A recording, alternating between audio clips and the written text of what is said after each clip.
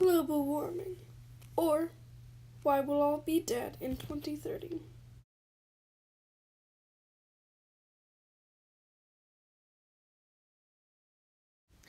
This is a graph of the global average temperature from 1880 to 2009.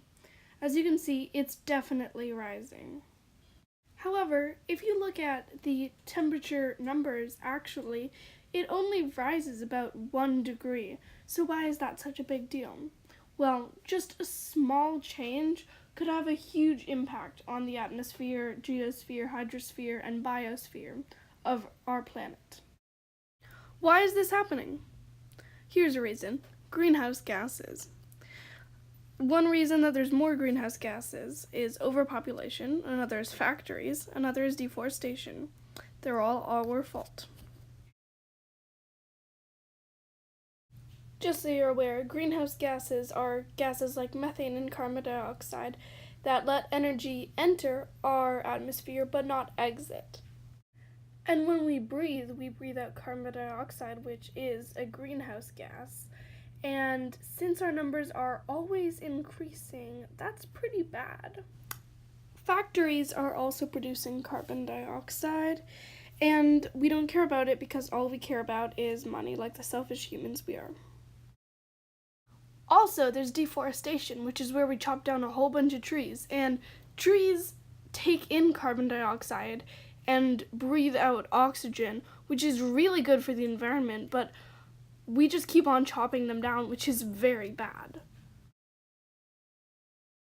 Earth has undergone warming periods before, like the Eocene period, where the global average temperature reached 77 degrees, and it was so hot that there were alligator-like creatures in the Arctic.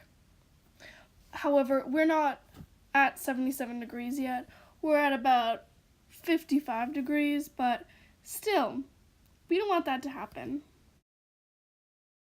Global warming's already had some effects so far, like, for instance, sea level rise, habitat loss, and drastic weather, which we've been seeing a lot of lately. We'll focus on sea level rise first.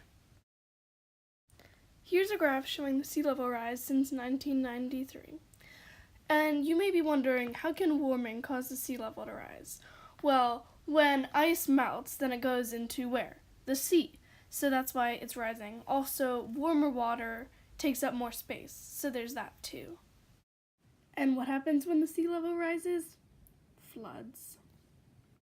Which brings us to our next topic, drastic weather. Here's another chart, this time of the tornado count in the US over the past few years, and as you can see, it is definitely going up.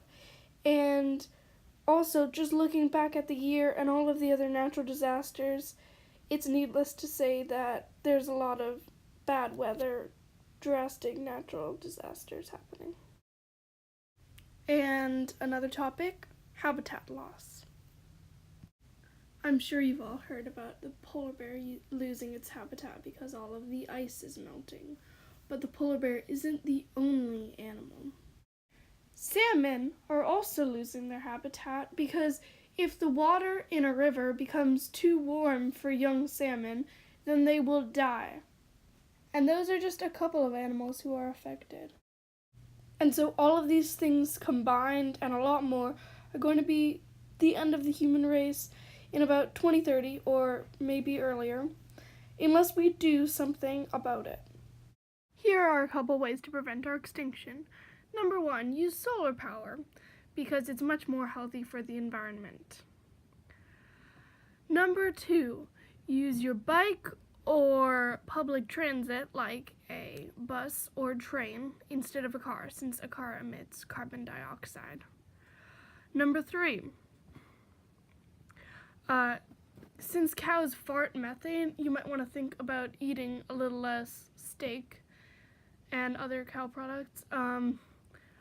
Number 4, plant trees, because like I said before, they're really good for the environment. They take away carbon dioxide. Number 5, you could not breathe. Just kidding.